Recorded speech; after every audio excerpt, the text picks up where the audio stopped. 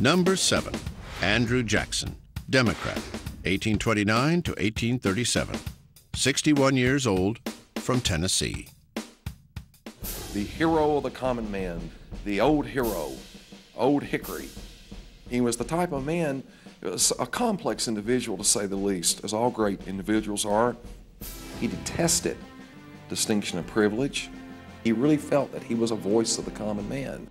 But we mustn't misconstrue this. It doesn't mean that Jackson tried to find out where public opinion was and then be guided by that. No. Jackson knew what he wanted to do and did it, and then tried to enlist public opinion in support of what it was he wanted to do. Very few people were in between on Andrew Jackson. They either loved him or hated him. Andrew Jackson definitely captured the imagination of the common man. He was the first president to be born in a log cabin. He asked to be called General, not Mr. President. He chewed tobacco and smoked a pipe. He was a barroom brawler, a passionate Indian fighter, a gambler who brought his own racehorses to the White House, a duelist with 2 bullets in his body. A man who would fight at the drop of a hat, a man who considered personal honor above all else.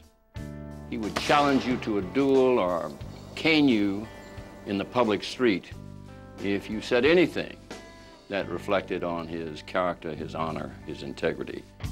He also had a furious temper, but he knew how to use it as a management tool. He would slam his fist and yell and scream, and then afterwards, when everyone left, he would look to someone and says, they thought I was mad, and this was to get his way. I think a psychologist would have found him a troubled man and would probably have recommended medication, but he wouldn't have taken it. If politics is personal, it's very, very personal for Andrew Jackson. And it's possible to look at Andrew Jackson's presidency as a war against a number of individuals. Jackson's war began the moment he took office. Invoking the adage, "To the victors go the spoils," Jackson simply cleaned house, firing his enemies and hiring his friends. By doing so, he created the spoils system in Washington.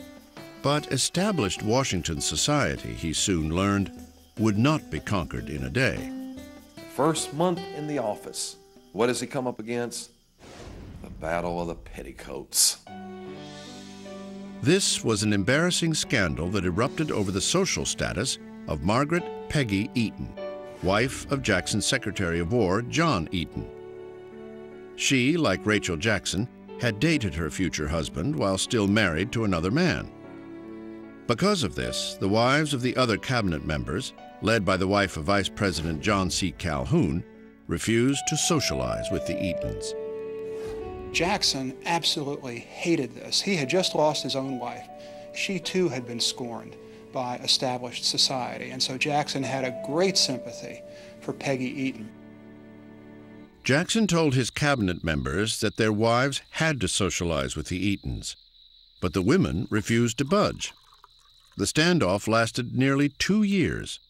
Finally, out of pure frustration, Jackson asked his cabinet members to resign, which they did. I think that one incident alone, his inability to manage his cabinet, indicates a lack of judgment, a lack of administrative ability, a lack of skill.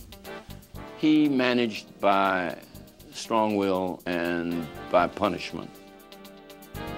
After the Peggy Eaton affair, Jackson placed no trust in his cabinet secretaries, whom he regularly hired and fired. He went through 4 secretaries of state.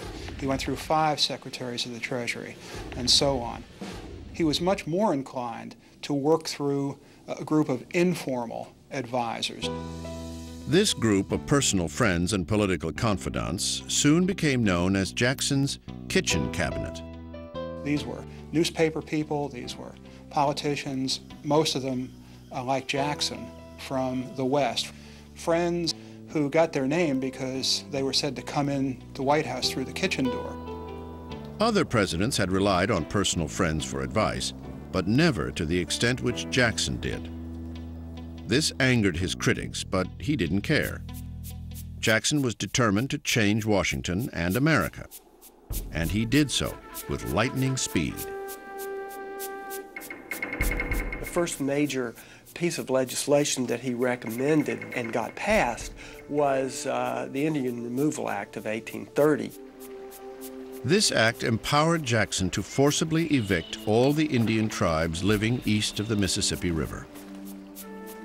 5 Indian nations were directly affected: the Choctaw, Chickasaw, Creek, Seminole, and Cherokee. Of the 5, the Cherokee tribe, located in Georgia, chose to fight the eviction in a surprising way.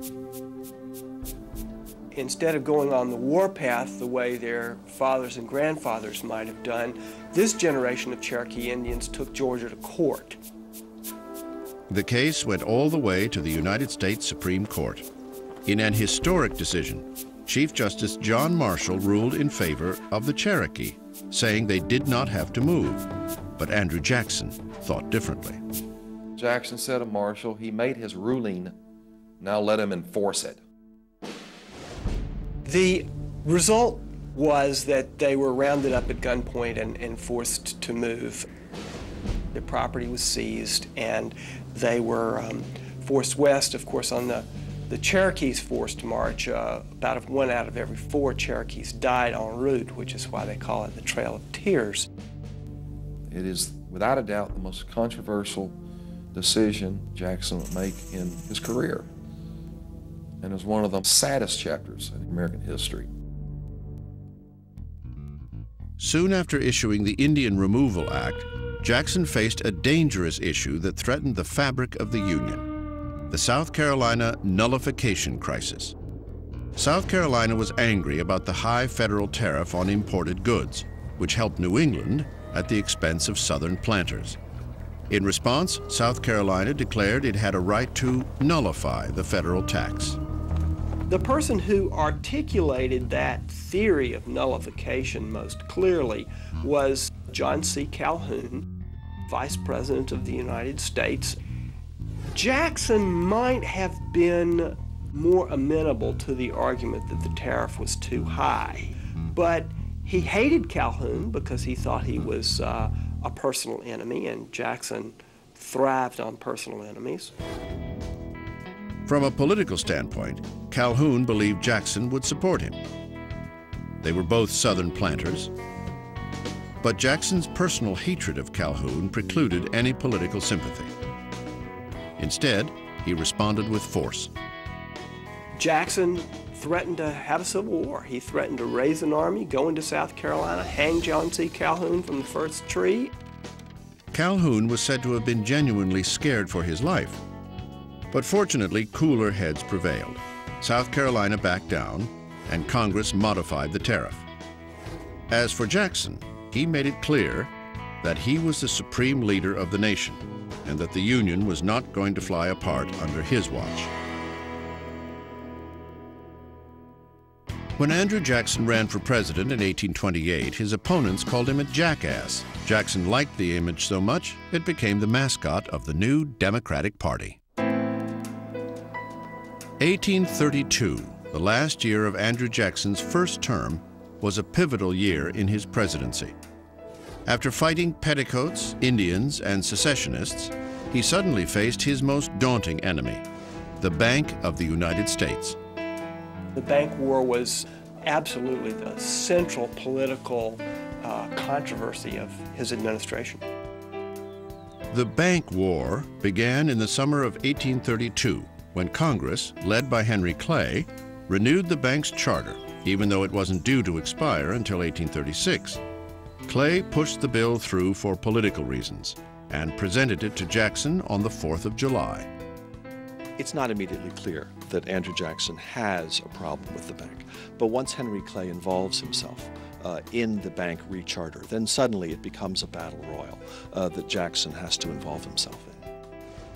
Henry Clay was also running for president that year, and he was supported by the president of the Bank of the United States, a man named Nicholas Biddle. Both Clay and Biddle believed they could force Jackson to sign the bank bill. If he didn't, Clay would crush his bid for re-election. But the old general outflanked them.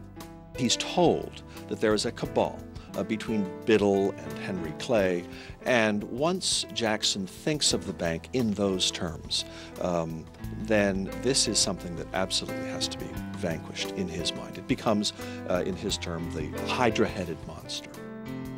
He said to Van Buren, the bank is trying to kill me, but I will kill it. Typical of Jackson, he personified the bank fight by waging war against one man, Nicholas Biddle. Jackson saw Biddle not only as his own personal enemy, but the enemy of the people. The United States of America wasn't big enough for both Andrew Jackson and Nicholas Biddle. And Jackson wanted to make sure that it was Biddle who lost power. Jackson vetoed the bank bill, returning it with a simple yet powerful note, in which he stated, "The bill to continue the Bank of the United States was presented to me on the 4th of July. Having considered it with that solemn regard to the principles of the Constitution which the day was calculated to inspire, and come to the conclusion that it ought not to become a law, I herewith return it to the Senate, in which it originated, with my objections." Nicholas Biddle called Jackson's veto a manifesto of anarchy.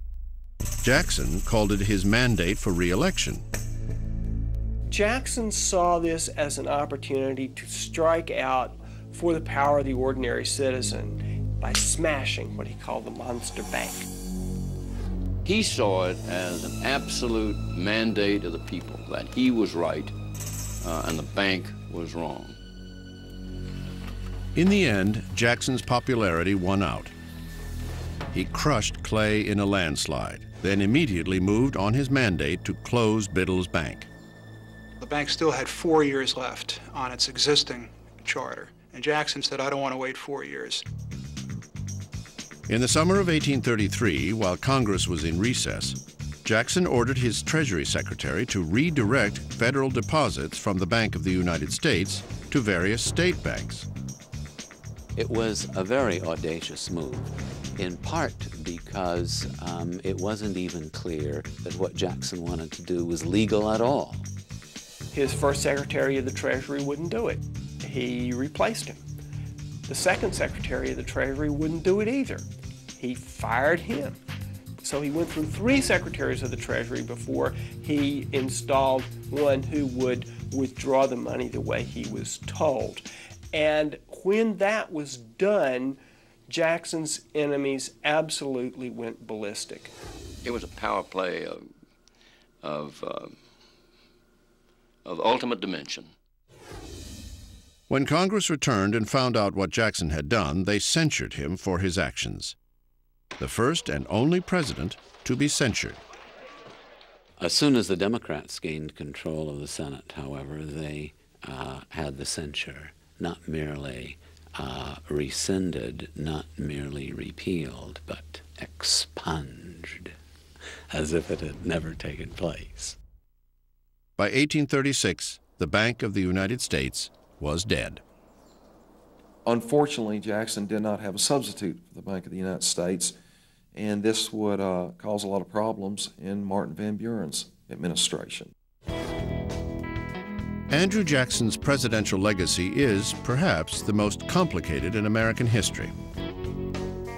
Without question, he changed the presidency, giving it more power by imposing his will on the economy, the government, the landscape, and the people.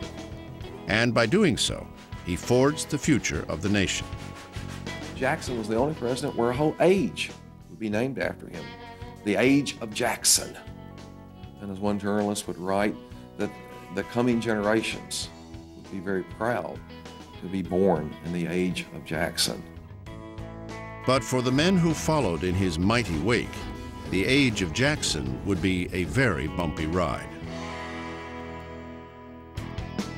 Under Andrew Jackson, the United States government was completely debt-free for the first and only time in history.